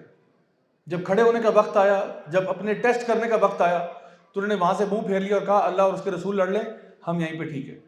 تو یہ بھی ایک ایسی چیز ہے جو ہم اپنے اندر دیکھ سکتے ہیں کہ جب اللہ کی طرف سے کوئی حکم آتا ہے ہمیں، تو ہم سمعنا و اطعنا کہتے ہیں کہ ہم نے سن لیا اور ہم اس پر عمل کریں گے، یا کیا ہم منہ پھیر لیتے ہیں اور کہتے ہیں یار یہ کسی اور کو کرنے دو۔ پانچویں چیز کہ وہ انتہا درجے کے ناشکرے تھے۔ پانچویں چیز کیا ہے؟ انتہا درجے کے ناشکرے تھے۔ اللہ نے آسمان سے ان کے لیے من و سلوہ نازل کیا، اور کچھ عرصے کے بعد کہتے ہیں اس کے علاوہ اور کیا مل سکتا ہے ہمیں؟ یعنی امیجن کریں کہ فری میں مفت کھانا مل رہا ہے، آسمان سے آ رہا ہے، اور کچھ عرصے کے بعد جو ہے نا وہ اس کی ناشکری کرنا شروع کر دیتے ہیں کہ ہمیں ورائٹی چاہیے، ہم اور زیادہ چاہتے ہیں۔ اور یہ ناشکری جو ہے یہ ایک قسم کا کفر ہوتا ہے۔ اللہ تعالیٰ قرآن مجید میں ذکر کرتے ہیں اس کے بارے میں، اما شاکر و اما کفورا، یا تم شکر کر لو یا تم کفر کر لو، جس کو ہم عام زبان میں کفران نعمت بھی کہتے ہیں۔ اللہ تعالیٰ کی دی ہوئی نعمتوں کو جھٹلا دینا یہ قسم کا کفر ہے۔ تو یہ ناشکرے ہو گئے، اور یہی شیطان کا وعدہ بھی تھا کہ میں ان کے آگے پیچھے دائیں بائیں سے آؤں گا، ولا تجد اکثرہم شاکرین، میں انہیں گمراہ کروں گا اور یہ زیادہ تر تیرے ناشکرے نکلیں گے۔ یہ شیطان کا وعدہ تھا۔ تو ان کا پانچواں گناہ کیا تھا کہ انہوں نے اللہ کی ناشکری کی۔ چھٹا گناہ یہ تھا کہ انہوں نے اللہ تعالیٰ کی کتاب کو بدل دیا۔ خود تو بدلتے نہیں، قرآن کو بدل دیتے ہیں۔ قرآن یعنی اپنی کتاب کو بدل دیتے اور اس کو ایک چھوٹی سی قیمت پہ بیچ دیتے۔ نبی کریم صلی اللہ علیہ وسلم کے سامنے ایک کیس آیا یہودی لڑکے اور لڑکی کا جو زنا کے مرتکب ہوئے۔ تو جب وہ کیس آیا تو کہا گیا کہ جی یا رسول اللہ آپ فیصلہ کریں۔ تو آپ نے کہا چونکہ یہ یہودی ہیں، ان کے اوپر جوئش لا اپلائی ہوگا، ان کے اوپر ہم نے اسلامی قانون تو نافذ نہیں کرنا، ان کے اوپر جوئش لا لگے گا۔ اچھا، جوڈیزم کے اندر زنا کی سزا اور بھی زیادہ سخت ہے، اور یہی ہے کہ ان کو سنسار کر دیا جائے اور ان کو مارا جائے۔ تو انہوں نے کہا جی کتاب لے کے آئے، تورا لے کے آئے۔ تو ایک یہودی جو رہبر تھے وہ آئے، ان کو کہا جی پڑھیں کیا سزا بنتی ہے ان کی۔ تو انہوں نے پڑھنا شروع کیا، تو اس نے کیا کیا، ایک صفحے پہ ہاتھ رکھ دیا اور پڑھتا گیا کہ نہیں بس وہ اللہ، اور اگر وہ اللہ کے آگے شکر کر لیں اور اللہ سے گناہوں کی معافی مانگ لیں تو اللہ یقیناً بہت معاف کرنے والا ہے۔ بند کر دی کتاب۔ تو عبداللہ بن سلام جو یہودی ہوا کرتے تھے، اسلام قبول کیا تھا، اور خود بہت بڑے رہبر تھے، خود بہت بڑے یہودی عالم ہوا کرتے تھے۔ انہوں نے کہا یا رسول اللہ ان کو یہ کہیں کہ جہاں پہ جس صفحے پہ ہاتھ رکھا تھا اس ہاتھ کو اٹھا کے وہاں سے پڑھیں، کیا لکھا ہوا۔ تو جب اس نے وہاں سے پڑھا تو وہی سخت سزا جو تھی وہ سامنے آ گئی۔ تو یہ ایسے تھے کہ یہ اپنے موقع کی مناسبت سے دین کو بدل دیتے تھے، جب ان کا موڈ ہوتا دین بدل دیتے۔ تو یہ ان کی 2 نمبری تھی، اور یہ دنیا داری تھی ان کی کہ جس کی وجہ سے وہ بہت گمراہ ہوئے۔ اور جب ان کو پوچھا جاتا کہ بھائی کیا تمہیں اللہ کا خوف نہیں ہے، تو کہتے تھے دیکھو بات یہ ہے کہ خوف تو ہے، تو جہنم میں چلے بھی جائیں گے لیکن کتنا عرصے کے لیے جائیں گے، کتنے عرصے کے لیے چلے جائیں گے، 2 دن 3 دن 4 دن، اس کے بعد آنا تو جنت میں ہی ہے نا۔ کیوں؟ کیونکہ ہم تو اللہ کے چنے ہوئے لوگ، تو ٹینشن نہیں ہے۔ یہ ان کا رویہ تھا۔ ہم نے یہ دیکھنا کہ ہمارا یہ رویہ نہ ہو جائے کہ ہم کہیں یار مسلمان ہیں نا، کلمہ گو ہیں، چلو یار جہنم میں جائیں گے، 8-10 دن گزار لیں گے، مہینہ گزار لیں گے، اس کے بعد آنا تو جنت میں ہی ہے، کلمہ گو ہیں۔ اگر اگین یہ پلان کریں گے تو پھر اللہ بہتر پلان کرنے والا ہے۔ ہو سکتا ہے آپ جہنم میں جا کے کبھی بھی واپس نہ آئیں۔ اور چلیں جہنم میں اگر ایک انسان جا رہا ہے، 1 دن کے لیے بھی جا رہا ہے، کیا پتہ ہے جہنم کیا ہوتی ہے؟ جہنم کی آگ کے بارے میں پتہ ہے کتنی سخت ہوتی ہے؟ جہنم کی خوراک کے بارے میں پتہ ہے کتنی وہ عجیب و غریب خوراک ہے؟ یعنی 1 سیکنڈ، میں اپنی بات کرتا ہوں، میں تو 1 سیکنڈ جہنم میں برداشت نہیں کر سکتا، 1 دن تو دور کی بات ہے، 1 ہفتہ، 1 مہینہ، 1 سال تو دور کی بات ہے۔ تو یہ اپنے آپ کو اس تسلی میں بیٹھے ہوئے تھے کہ کوئی بات نہیں، تھوڑے بہت دن گزار بھی لیں گے، یہ جو قرآن کے ساتھ یا اپنی کتاب کے ساتھ جو تحریف کر رہے ہیں، کوئی بات نہیں یار، تھوڑا سا ٹائم گزار لیں گے، اس کے بعد آنا جنت نہیں ہے۔ یہ ان کی خوش فہمی تھی۔ 7واں ٹرائل ان پہ یہ بنتا ہے، 7واں کیس ان پہ یہ بنتا ہے کہ یہ ان میں سے اللہ تعالیٰ فرماتے ہیں امیون تھے. امیون ہوتے ہیں یعنی جو پڑھا لکھا نہیں ہوتا، جو لکھنا پڑھنا نہیں جانتا. تو اللہ تعالیٰ فرماتے ہیں حالانکہ یہ تو اہل کتاب تھے، ویسے تو یہ پڑھے لکھے لوگ تھے، لیکن اللہ تعالیٰ کیوں کہہ رہے ہیں کہ ان کو پڑھنا لکھنا نہیں آتا؟ یعنی اللہ تعالیٰ فرما رہے ہیں کہ یہ امیون تھے، یہ اللہ کی کتاب نہیں جانتے تھے. یعنی ان میں سے ایسے لوگ تھے جو کہ ہمارے آج کل کی اصطلاح میں کہتے ہیں نا کہ پڑھا لکھا جاہل آدمی ہے. پڑھے لکھے آدمی ہیں، ہو سکتا ہے پی ایچ ڈی کیا ہوا کسی سبجیکٹ میں، لیکن اللہ کی کتاب سے بالکل ناواقف ہے. ویسے اسے جتنا پوچھ لیں دنیا کے بارے میں، سیاست پہ فل تبصرہ دے دے گا، سائنس کی کسی فیلڈ میں فل تبصرہ دے دے گا، اور دنیا کے معاملات پہ فل تبصرہ دے گا، دین کے معاملے میں زیرو ہوگا. تو یہ بنی اسرائیل کا گناہ تھا کہ وہ امیون پیدا ہو گئے، کہ وہ جانتے نہیں تھے کہ اللہ نے کتاب میں کیا کہا ہوا ہے. پھر 8واں کیس ان پہ یہ بنتا ہے کہ یہ اللہ کے انبیاء کو قتل کر دیتے تھے، اللہ کے انبیاء کو قتل کر دیتے تھے.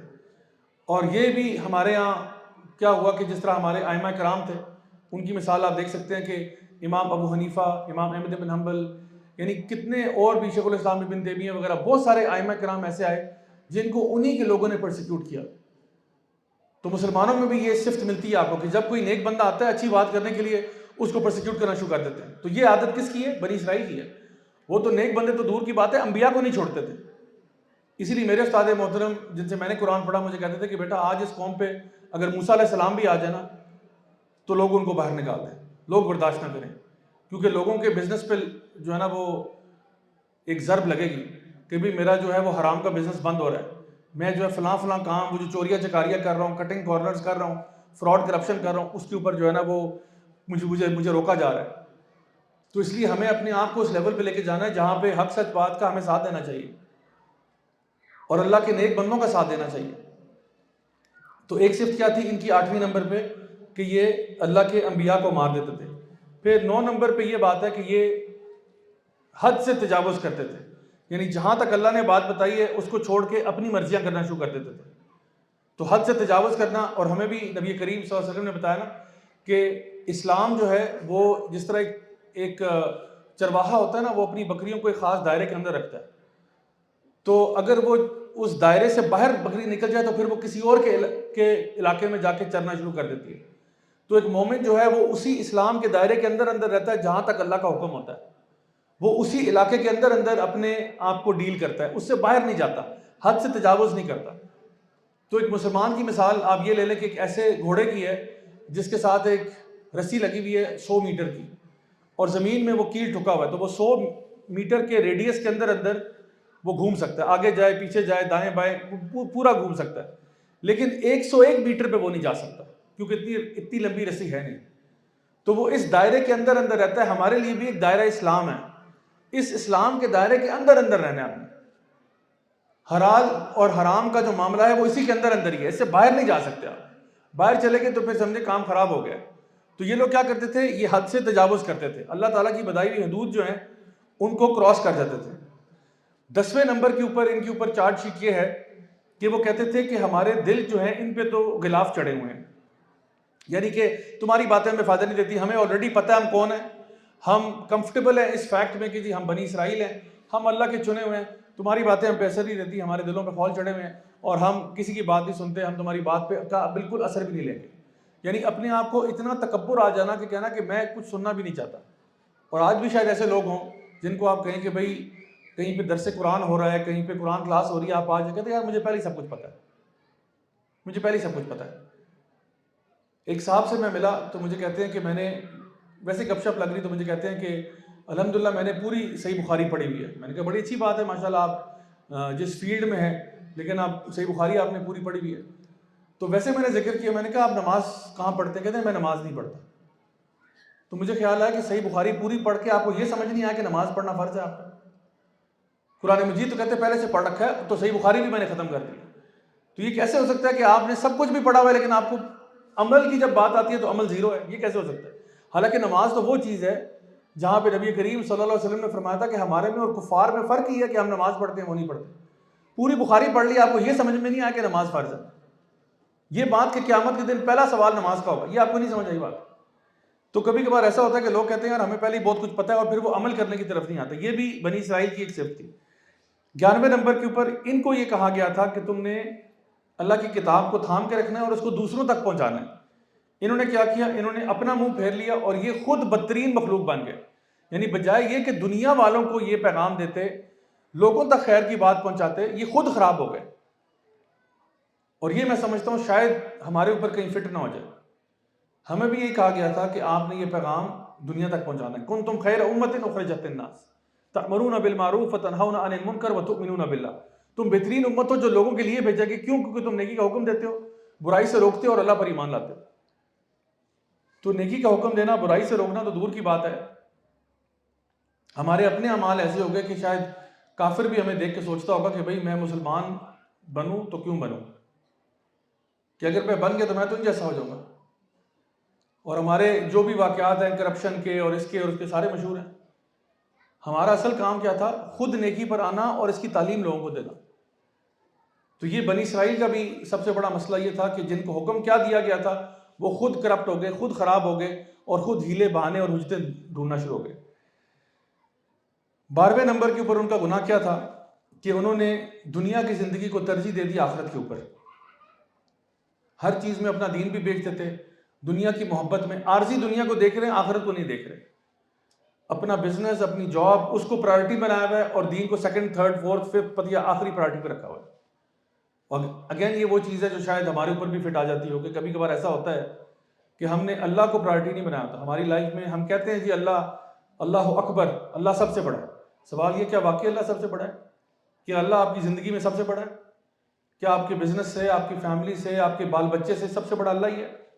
یا کیا کوئی اور چیز ہے جو اللہ سے نعوذ باللہ اوپر چلی گئی ہے؟ تو اس کا خیال رکھنا ہے کہ کہیں ایسا نہ ہو کہ ہم بھی بنی اسرائیل کے رستے پر چل پڑیں. 13ویں نمبر پر ان کی اوپر چارج شیٹ کیا ہے کہ انہوں نے اپنے انبیاء کی قبروں کو عبادت کی جگہ بنا دیا. نبی کریم صلی اللہ علیہ وسلم کی حدیث سے آپ نے فرمایا اللہ کی لعنت ہو یہود و نصارہ پہ. اور یہ آپ نے کب کہا؟ جب آپ دنیا سے رخصت ہونے والے تھے. اس ٹائم پہ سوچیں، اس ٹائم پہ بندہ کیا باتیں کرتا ہے، سوچیں ذرا. ایک انسان کو پتہ ہے کہ وہ دنیا سے جا رہا ہے اور اس ٹائم پر وہ یہ بات فرما رہے ہیں کہ اللہ کی لعنت ہو یہود و نصارہ پہ کہ انہوں نے اپنے انبیاء کی قبروں کو عبادت کی جگہ بنا دیا. اور آپ اپنی امت کو ایک سبق دے رہے تھے کہ وہ نہ کرنا جو انہوں نے کیا، یہ کام نہ کرنا. تو آج شاید انبیاء کو چھوڑ کے ہم نے نیک بندوں کی قبروں کو بھی نہیں چھوڑا. وہ تو اللہ کا کرم ہے کہ بہت ساری انبیاء کی قبروں کا ہمیں پتہ ہی نہیں ہے وہ کہاں ہیں، ورنہ ادھر بھی کچھ نہ کچھ ہو رہا ہوتا آج. تو لوگ تو بلکہ یہاں سے آپ تھوڑے سے فاصلے پہ چلے جائیں، ایبٹ آباد کے علاقے میں، جو لوگ ایبٹ آباد کے ان کو پتا ہوگا، وہاں پہ ایک جگہ اس کا نام ہے کھوتا قبر. وہاں پہ کیا ہے؟ کسی کھوتے کی قبر ہے جس کو لوگ سمجھتے ہیں کہ بڑے تبرک کی جگہ. ایک گدھے کی قبر ہے جس کو لوگ سمجھتے ہیں بڑے تبرک کی جگہ. تو وہاں پہ جا کے میں نے ویسے کچھ لوگوں سے انٹرویو لیا. میں نے کہا جی کدھر ہے کھوتا قبر؟ انہوں نے کہا یہاں سے ادھر جائیں، یہاں سے لیفٹ رائٹ ہو جائیں، ادھر مل جائے گی. میں نے کہا ادھر کیا ہوا؟ الحمدللہ مجھے اس بات کی خوشی تھی کہ بہت سارے لوگوں نے کہا کہ نہیں جی وہ تو بہت شرک والی جگہ ہے. تو اس سے مجھے تھوڑی خوشی ہوئی کہ الحمدللہ جو لوکل لوگ تھے اکثر جن سے میں نے بات کی کم از کم ان کو پتا تھا کہ یہ جگہ جانے والی نہیں ہے. کہ جی کوئی اللہ کے ولی تھے، ان کا کھوتا جو تھا وہ یہاں مر گیا، اس کی قبر بنا دی اور اب لوگ کہتے ہیں جی اس کے وسیلے سے اللہ سے مانگتے ہیں. یعنی یہ انسان کی جہالت کا عالم ہوتا ہے کہ انسان ولی کو، نبی کو تو دور کی بات ہے، جانوروں کو بھی نہیں چھوڑتا. تو یہ ان کا طریقہ کار ہوا کرتا تھا کہ یہ اپنے انبیاء کی قبروں کو عبادت کی جگہ بنا لیتے. اور آخری چیز یہ ہے کہ یہ لوگ کہتے تھے کہ ہم لوگ اللہ کے چنے ہوئے لوگ ہیں اور جنت ہمارا ٹھکانہ ہے اور کچھ بھی اب ہمیں آپ نہیں سکھا سکتے، کچھ بھی آپ ہمیں اب نہیں پڑھا سکتے، ہم تو اللہ کے بندے ہیں، ہم تو جنتی لوگ ہیں. تو اللہ تعالیٰ نے آیات نازل کی کہ پھر اے نبی ان کو کہہ دیجئے کہ پھر اگر یہ اتنے ہی اللہ کے بندے ہیں تو موت کی تمنا کریں. لیکن یہ کبھی موت کی تمنا نہیں کریں گے کیونکہ ان کو پتہ ہے کہ انہوں نے کیا اعمال کیے ہوئے ہیں. یعنی سوچنے والی بات ہے نا. اگر آپ کو یقین ہو اس بات کا، جیسا کہ بنی اسرائیل دعویٰ کرتے تھے کہ ہمیں یقین ہے کہ ہم جنتی ہیں، ہمیں یقین ہے کہ ہم جنتی ہیں، تو پھر آپ دنیا میں کیا کرو؟ اللہ سے کہو یا اللہ مجھے موت دے، جنت میں جاؤ. دنیا میں کیا خواری کاٹ رہے ہو؟ جنت پتہ ہے جنت کیا ہوتی ہے؟ جنت کتنی عظیم ہے، کتنی عالی شان ہے. تم دنیا میں کیا کر رہے ہو؟ جس بندے کو پتہ چل جائے جنت کیسی ہے، وہ کہے یا اللہ مجھے ابھی اٹھا لے، اسی وقت اٹھا لے، میں ایک سیکنڈ بھی اس ادنا سی دنیا میں ٹائم نہیں گزارنا چاہتا، مجھے اٹھاتا کہ میری عیاشیوں والا معاملہ شروع ہو. یعنی آپ امیجن کریں جو بچہ فائنل ایگزام دے رہا ہے، فائنل ایگزام میں پھنسا ہوا ہے وہ فائنل ایگزام دینا پسند کرے گا یا وہ جو آخری دن جب فائنل ایگزام ختم ہو جاتے ہیں اور آگے عیاشیاں شروع ہوتی ہیں اس دن میں جانا چاہے گا؟ کون کہے گا جی مجھے مزید جو نا رگڑا لگائیں، میں مزید فائنل ایگزام کی تیاری کروں، سٹریس لوں، ٹینشن لوں، انگزائٹی لوں، پینک اٹیک مجھے ہو رہے ہوں، کیوں لوں میں کیوں اس امتحان میں پھنسوں جب مجھے آلریڈی آفر مل رہی ہے کہ بھائی آپ 1 سیکنڈ میں موت کی تمنا کریں تو آپ وہ سارا چیپٹر سکپ کر کے آخری ڈے آ جائیں ایگزام کے اوپر، جب آخری دن ہوتا ہے پیپر ختم ہو گیا عیاشیاں کریں۔ لیکن اللہ تعالیٰ خود فرماتے ہیں یہ کبھی موت کی تمنا نہیں کریں گے، کیونکہ ان کو پتہ ہے کہ انہوں نے کیا مال آگے بھیجے ہوئے ہیں، ان کو پتہ ہے سب کچھ۔ اوپر سے ڈرامے بہت کرتے ہیں کہ جی ہم تو بس اللہ کے چنے ہوئے ہیں، اندر سے ان کو پتہ ہے کتنے یہ اللہ کے بندے ہیں۔ تو یہ 14 نکاتی ایجنڈا ہے ان کے خلاف، 4 چیز جو ہے جو بنی اسرائیل کی ہے۔ آخر میں صرف 2 چیزیں بیان کر کے میں اپنی بات کو اختتام پہ لے کے آؤں گا، وہ یہ کہ اللہ تعالیٰ نے اس کا اینٹیڈوٹ بھی دے دیا، اسی سورہ میں اینٹیڈوٹ بھی ہے۔ اینٹیڈوٹ کیا ہے؟ سب سے پہلی چیز اللہ تعالیٰ فرماتے ہیں کہ والذین آمنوا اشد حبا للہ۔ ابھی قاری صاحب نے تلاوت بھی کی تھی تھوڑی دیر پہلے اس کی، والذین آمنوا اشد حبا للہ۔ سب سے پہلی بات یہ اللہ کی محبت میں ایمان والے جو ہیں وہ شدید ہوتے ہیں۔ سو اپنی زندگی میں اللہ کو نمبر 1 پہ رکھو، کچھ کر لوں گا میں، نقصان اٹھا لوں گا میں، کچھ لے لوں گا، لیکن اللہ کو نیچے لے کے نہیں آؤں گا، میں اللہ کو ہمیشہ ٹاپ پرائرٹی پہ رکھوں گا اپنی لائف میں، اللہ کی نافرمانی نہیں کروں گا، یہ میں نے نمبر 1 پہ بات رکھنی ہے۔ دوسری چیز اسی سورہ میں اللہ تعالیٰ اینٹیڈوٹ دیتے ہیں، وہ کیا ہے کہ اے ایمان والو یا ایھا الذین آمنوا ادخلوا فی السلم کافہ ولا تتبعوا خطوات الشیطان، اے ایمان والو پورے کے پورے اسلام میں داخل ہو جاؤ اور شیطان کے نقش قدم پر نہ چلنا۔ یعنی ہم ارادہ اور نیت یہ کریں کہ میں نے پورا کا پورا اسلام میں اترنا ہے، سر سے لے کے پاؤں تک۔ ایک انسان اگر سوئمنگ پول میں چھلانگ مار دیتا ہے ڈیپ اینڈ میں تو وہ پورا کا پورا پانی کے اندر سبمرج ہو جاتا ہے، تھوڑی دیر کے لیے پھر وہ واپس آتا ہے۔ تو بالکل اسی طرح سے ہم یہ کہتے ہیں کہ پورے کے پورے اسلام میں اترنا ہے، ادخلوا فی السلم کافہ، پورے کے پورے اسلام میں اتر جاؤ۔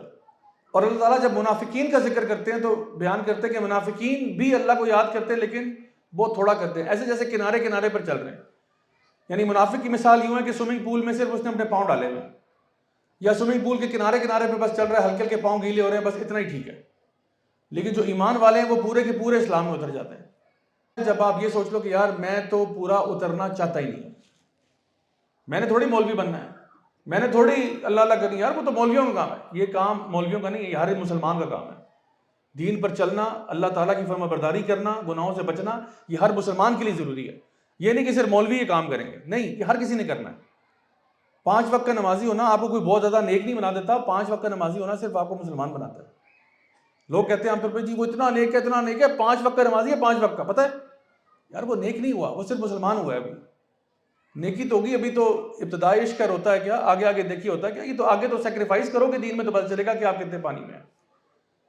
تو ہمارا جو ارادہ اور نیت ہونا چاہیے وہ یہ کہ میں اپنے آپ کو پورا کا پورا اسلام میں دیکھنا چاہتا ہوں، چاہے ابھی مجھ سے غلطیاں ہو رہی ہیں، کوتاہیاں ہو رہی ہیں، لیکن خدائی قسم میں نے چھوڑنا ہے ان کو، میں نے ان کو ہمیشہ ساتھ نہیں رکھنا، میرے پاس ایک پلان آف ایکشن ہے۔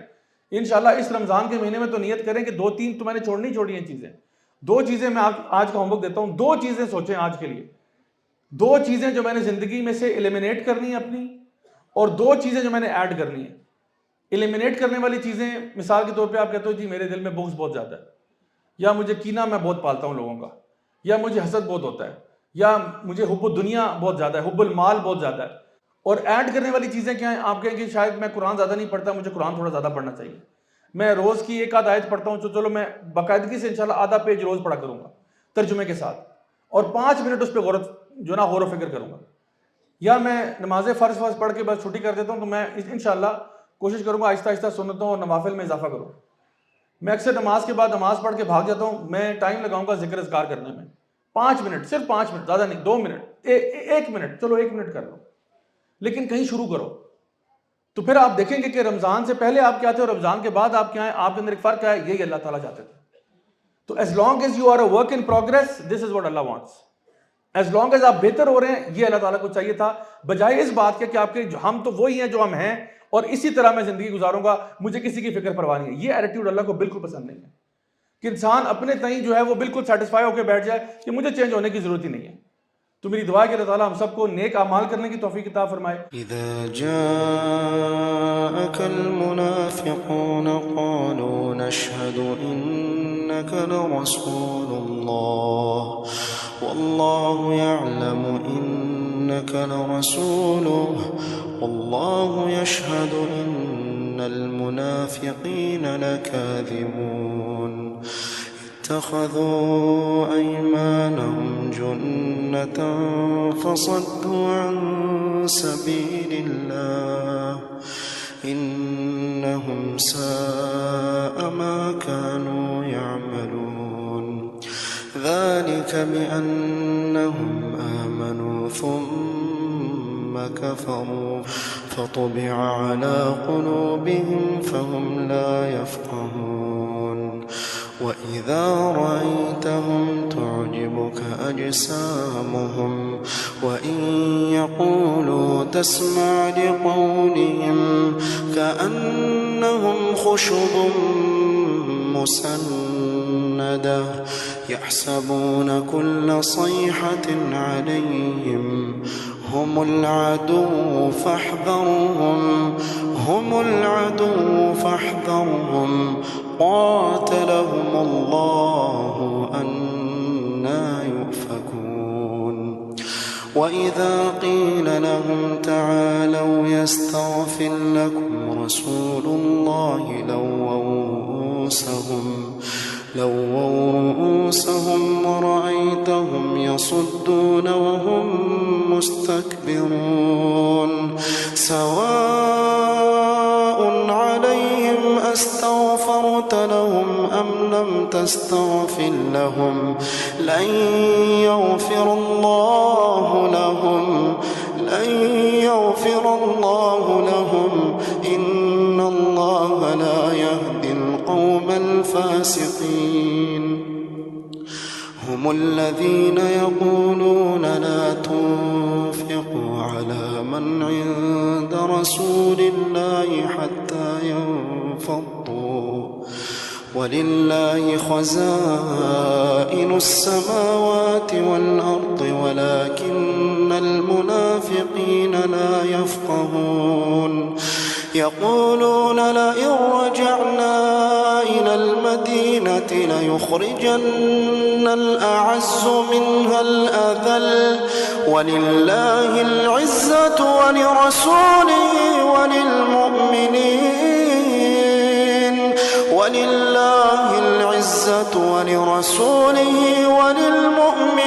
ولكن المنافقين لا يعلمون يا أيها الذين آمنوا لا تلهكم أموالكم ولا أولادكم عن ذكر الله ومن يفعل ذلك فأولئك هم الخاسرون وأنفقوا مما رزقناكم من قبل أن يأتي أحدكم الموت